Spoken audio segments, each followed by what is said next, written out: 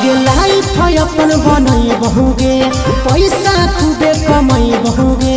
तोरा से दूर चला जाई बहुगे, कबो न लौट के बहुगे।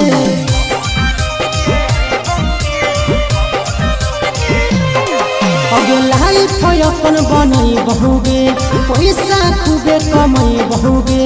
तोरा से दूर चला जाई बहुगे, कबो न लौट के बहुगे। सागर बेदर्दी से बले धीनता तोड़ गे,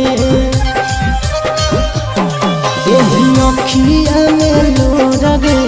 अब नहीं तो तोड़ गे, जहियो छोड़ी कमाए लगे लोर गे, देही अखिया में लोर गे,